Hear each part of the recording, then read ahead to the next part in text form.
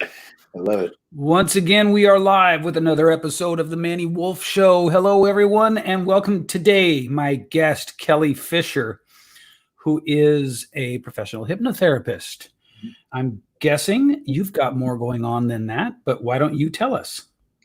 Well, yeah, I mean, I've been doing hypnotherapy for professionally 23 years. I graduated way back in the day.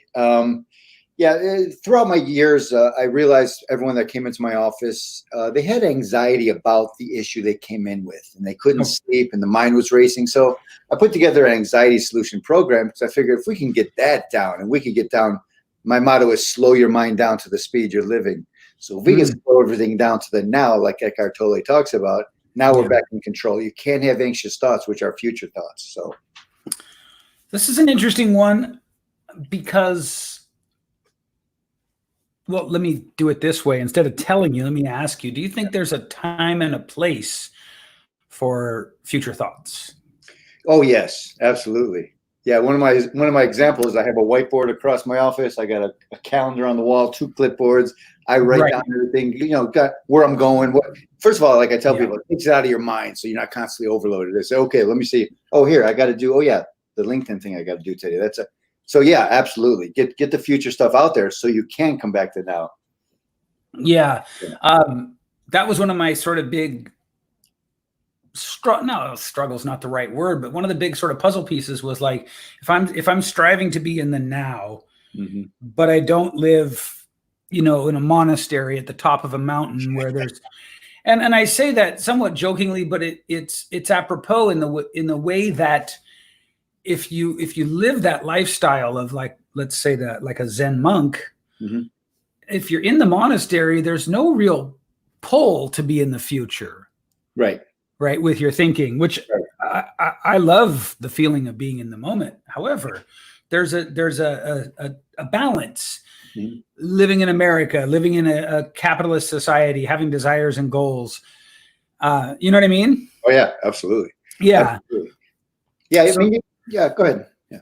So tell us a little bit about your process for, as you say, getting the future thoughts out of your head.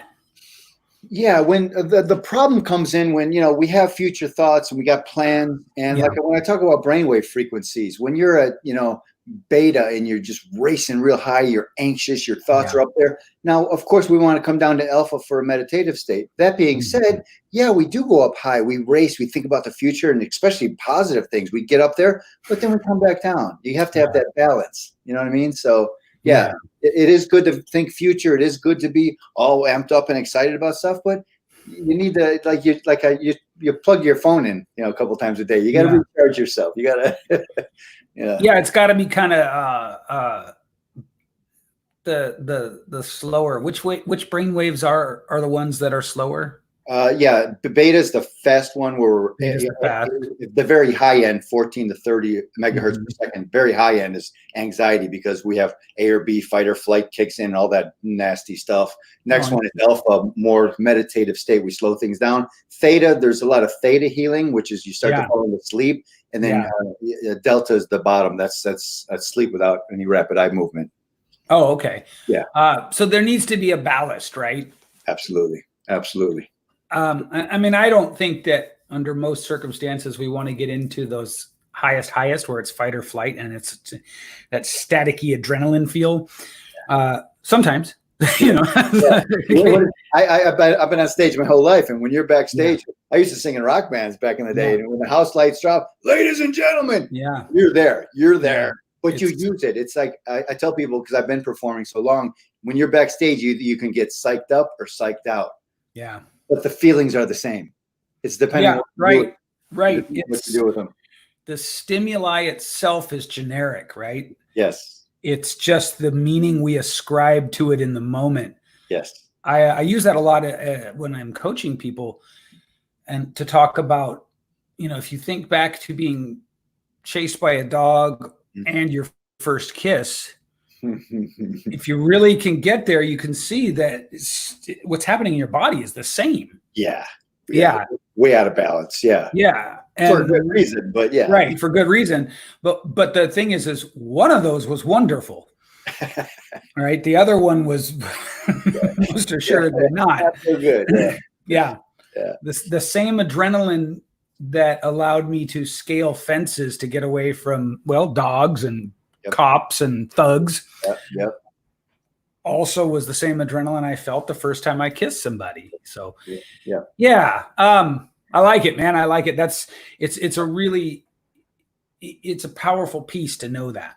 Yeah. And the danger gets when you stay there. People stay there in that fight or flight. And it just, I tell people, literally fight or flight means the blood rushes to your arms and legs. Your organs are open for dis-ease because there's no blood circulation. And when you stay there, that's how you get dis-ease, because the system's not at ease. You know? I'm curious, on a very personal note, what are your thoughts on what they call binaural beats? Do you know about those? I do. Okay. From what I understand, they're syncing the brain waves frequencies together. So it's the separate ear. Wait, SYNCH, not SINK? Syncing together. Okay, sorry, yeah. I thought you meant like sinking down into the slower brain waves. Wait a second, which one's which? Okay. Yeah, syncing them together, and sometimes they're just off slightly depending on what they're trying to accomplish by brain balancing. I'm working with a company called Brain Tap, and they have all my meditations, and it's a light and sound goggle machine. And sometimes the beats are just off purposely, slightly, to try to balance the brain depending on what the program is. So it's helpful. It's definitely helpful. I've started using them in a non-specific way. Because I tend to try to do a meditation every day. Sure. And before I used them, it was good. It was good. I seriously, like, I think a lot of us, I don't know if I ever achieved what you're supposed to get. It's hard to tell, right? Because there's this idea that meditation leads to these wonderful states and enlightenment. And I felt very relaxed and I felt very refreshed, but I somehow didn't. Anyway, fast forward to just going on YouTube, of all places, and picking one of their, there's hundreds of them. Sure. Plugging in earphones. Yep. Wrapping a nice towel around my eyes to keep it really dark, and just laying flat on my back. And whatever is happening there, I will tell you, I come back out of 45 minutes of that feeling like my cellular body got a nice clean shower. Absolutely. It's just crazy how much better it feels. Yeah. And I think my wife still thinks that I'm being cheeky and calling a nap meditating. I don't think she understands, she's like, oh, do you have to go meditate? Yeah. Well, I always set my alarm clock when I meditate, because sometimes I fall through, and then Yeah. There's nothing wrong with that. I don't think. I think geniuses need to meditate, man. we got into our genius. Yeah, exactly. But you do come out a different vibrational state. Absolutely. Holy moly, do you? Yeah. I mean, it feels profound. It feels like almost in my body, like a good night's sleep in 45 minutes, Hours of sleep. It equates hours of sleep. Even when people sleep, they're restless. They don't actually, we sleep to dream. We don't sleep to rest.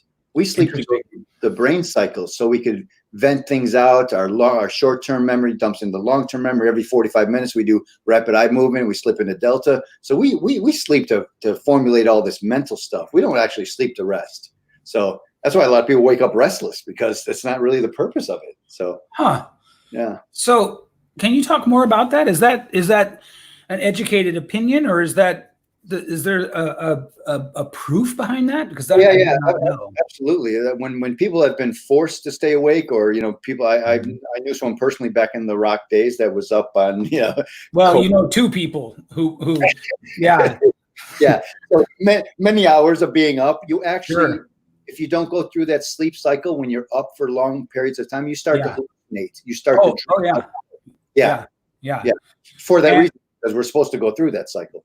And not the good hallucinations, right? No. There are different kinds of hallucinations. Yes. Usually the bad stuff comes out when we're awake, because I think personally, in my opinion, it's trying to get our attention to say, hey, we need to shut this down. This is not working anymore. So, we need sleep to go through our cycles.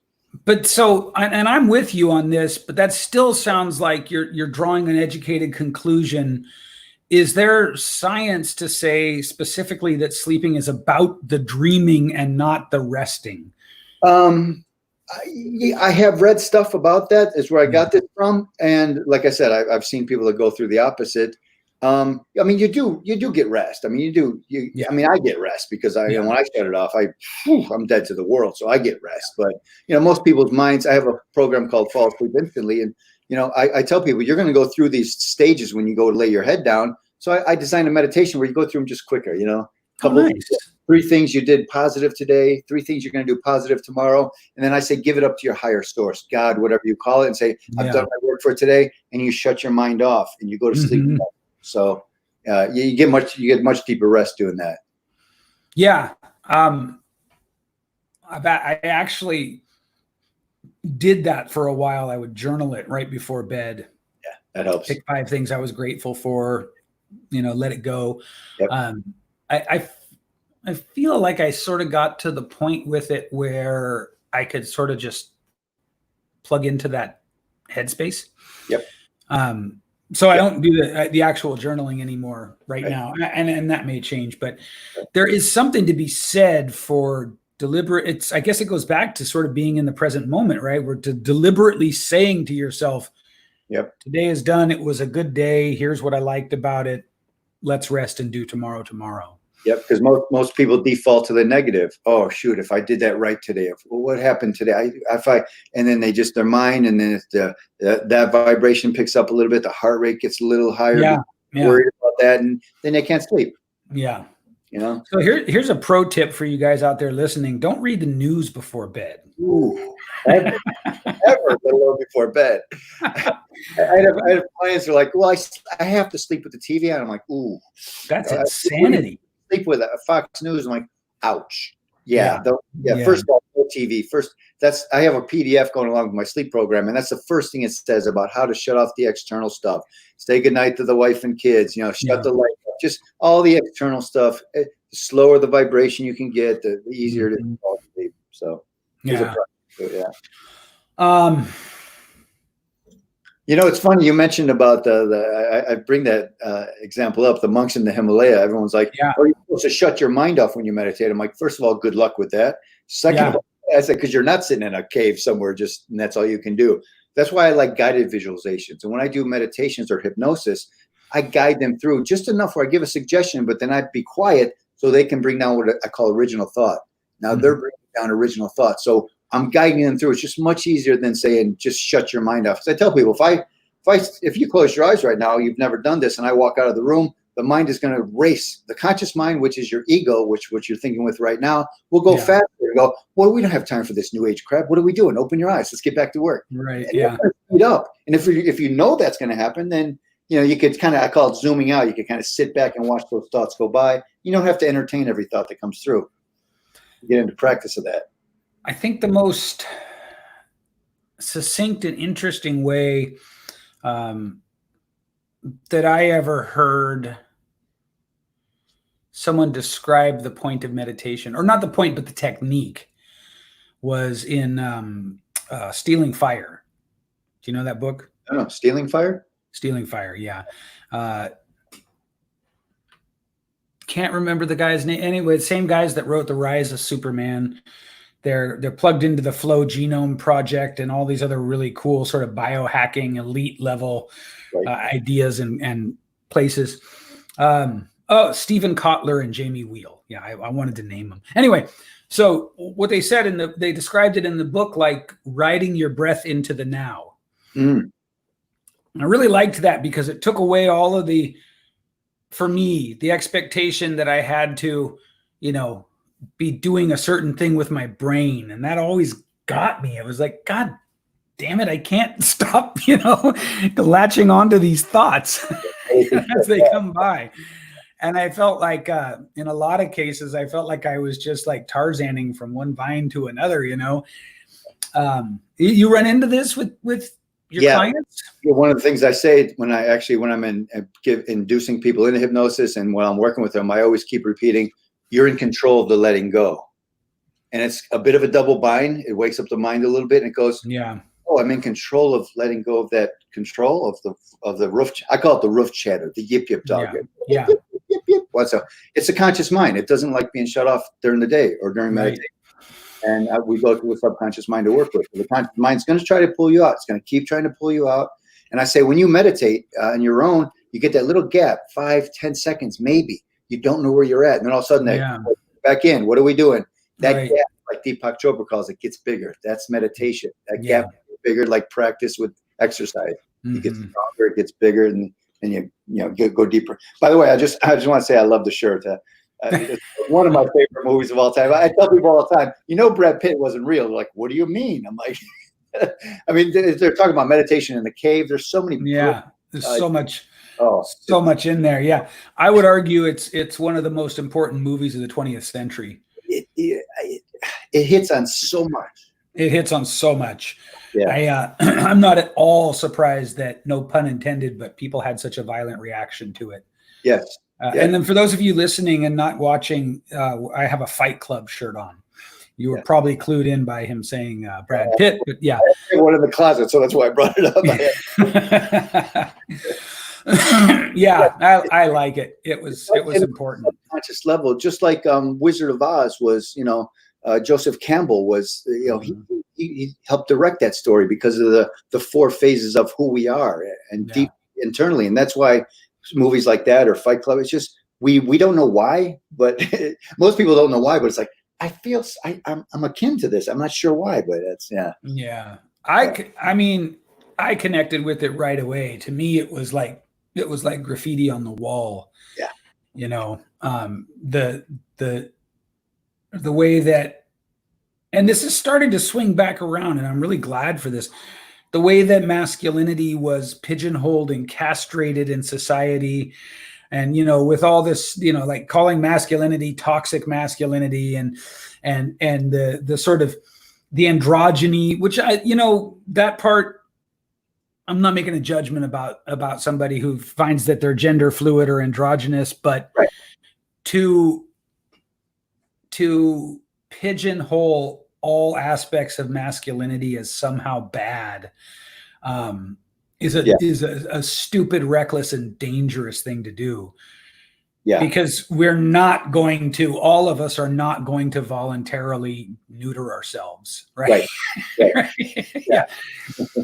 Some of us might, and some of us have. Hey, wait a second. I was taking a glam band back in the day. I had long hair and makeup, but anyway.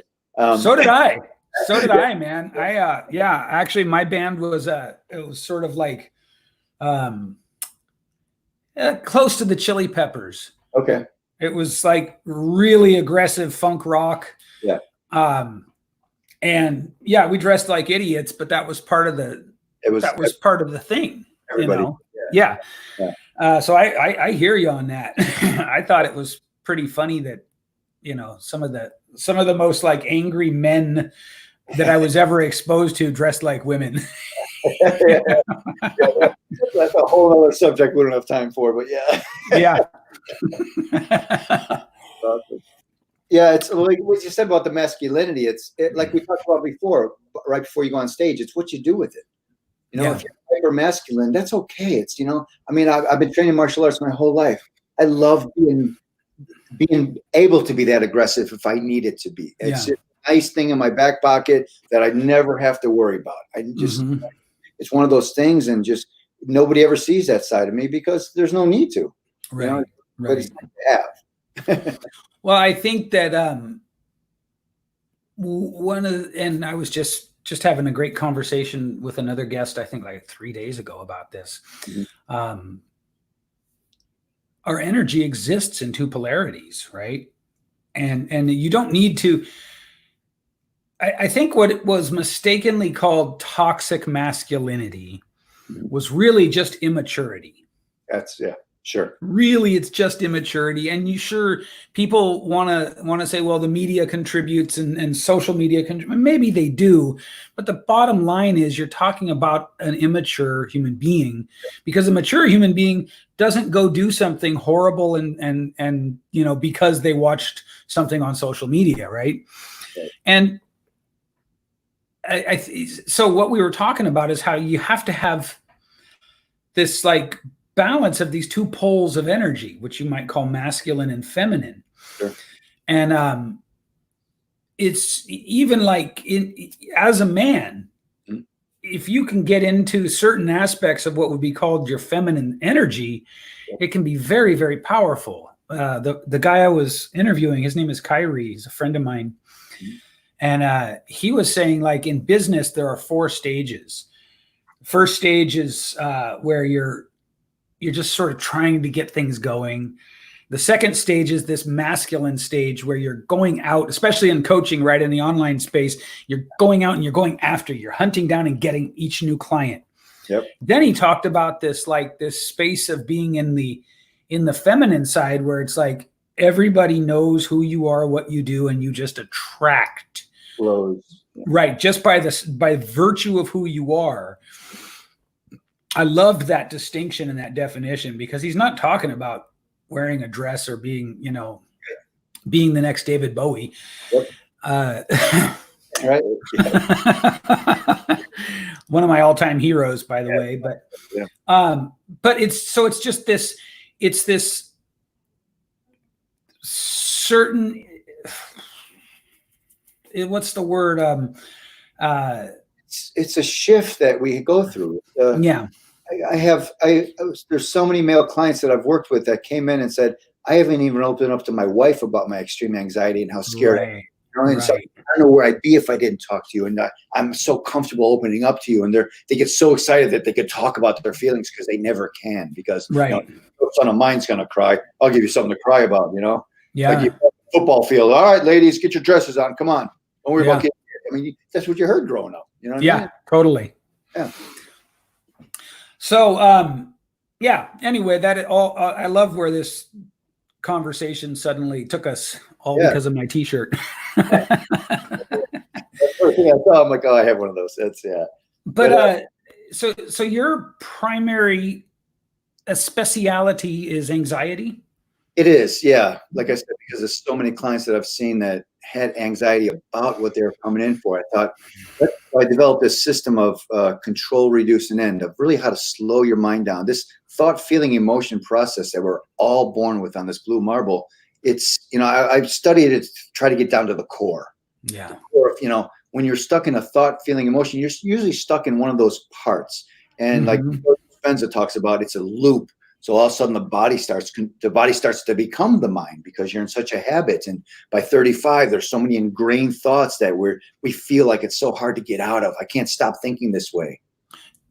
Tell me more about that idea that the body becomes the mind. Elaborate on that for me. What does that mean to you? Well, at a certain point we have a thought, it releases a chemical. We feel that chemical. We emote it out through our body. Thought, feeling, emotion. We're in this system. When we're emoting out and we think this is who we are, the body actually, if we go into a new situation where we have to learn something new or become someone else to be someone else, the body goes, oh no, wait, we this is not us. So the body is actually viscerally responding and trying to control the thoughts. So it's one big loop. So usually people are stuck somewhere in those 3 spots when they come in. And like I said, after so many years, Dr. Joe talks about it, for 35, we're really hardwired. So it feels harder to change it. It just feels harder to change it because it's a loop, and it's a comfortable loop. But it is possible to change it, of course. But yeah, the body comes into a situation and it already knows. And so it's almost controlling your thoughts before you get there. It's a vicious loop when it's negative and when you want to change it. You know what I mean? Yeah. It makes me wonder if it's possible in the show notes to this episode to link to What the Bleep Do We Know? Oh, you saw that? I take it. I went to Bleep Fest in LA when I lived out. Perfect. Perfect. I met Dr. Wolfe and everyone from the movie was there. It was awesome. Yeah. Oh, I wish I would have known about that. To me, the little animation that explains the relationship to the hypothalamus, the peptides, the cell walls. I thought that was perfect. Yeah. Talk about a masterpiece of taking maybe one of the most complex physiological processes and turning it into a fucking cartoon that a 10-year-old can understand. Yes. I came away from that. Well, for me, I came away from it with a lot of sort of support for what I had already been doing. So I knew, right? I knew that in some way our thoughts become things, and in some way our words create our reality, and in some way these things happen. Right. But having seen that, something really cool happened. I went from understanding it to being able to teach it. Sure. You know what I mean? So that's how powerful that was. That's what you're talking about, right? Is that same process that they animated? Yep. Yeah.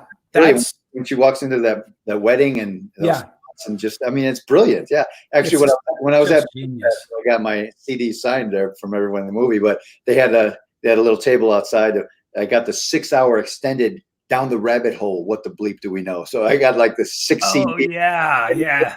All the interviews and all the, so yeah.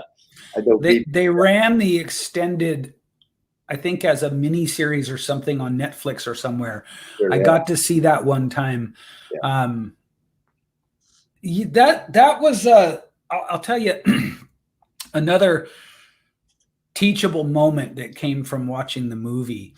The idea of the Native Americans standing on the edge of the shore and couldn't see the ships coming because the ships were too foreign to them. No reference point to it. Right. Until the medicine man comes up and boom.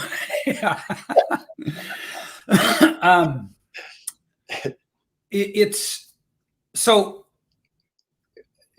somebody comes to you and they're just jacked up into, what is it, beta? Yeah, highest frequency. Yeah, they're just jacked up into beta and they don't know that there's an off switch, right? Right. Is that pretty much what it is? Yeah, absolutely. I just want to say one reference, because my very first teacher way back in the day, he gave me a reference to, he said, and he was talking about the same thing with the ship and no reference. Yeah. He goes, there's this farmer that grew up in a farm his whole life, and that's all he knew was farm animals. And he went to the zoo one day, and he stood there looking at the giraffe for about 20 minutes and spit out, go, doesn't exist, and walked away. I mean, you have no reference to it, you know? Yeah. But yeah, when sometimes I had someone come into my office not too long ago, and she was having an anxiety attack on the way over.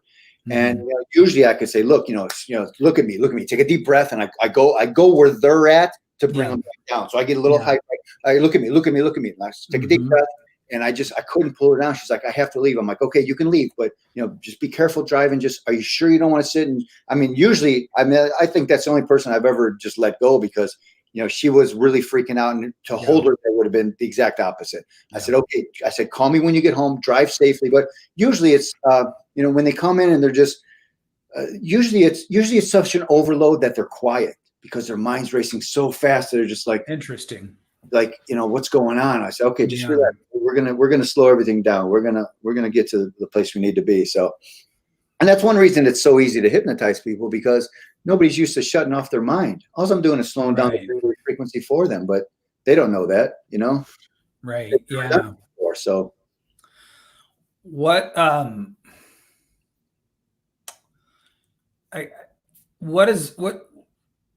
kind of the reaction the first time you help somebody to understand that this sort of more slow, intentional, in the moment reality is possible? Right.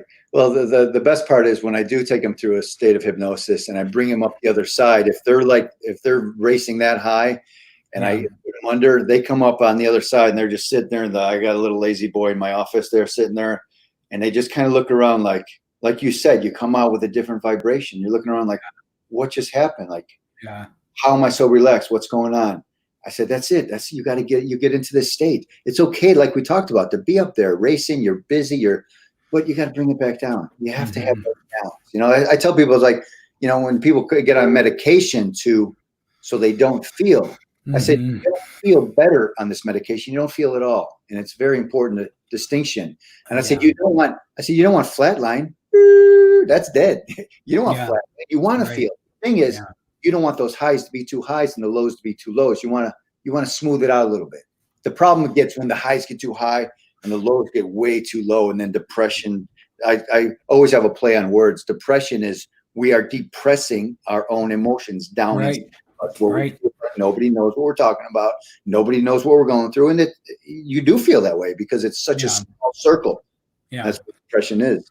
I don't think it's even a play on words. I think it's a literal etymology, right? It's like they call it depression because everything's gets depressed. Yeah, like dis-ease. I always say dis-ease. Right. Yeah. If your mind is at ease, you can't have disease in the body. That's why we call it dis-ease. Right. Yeah.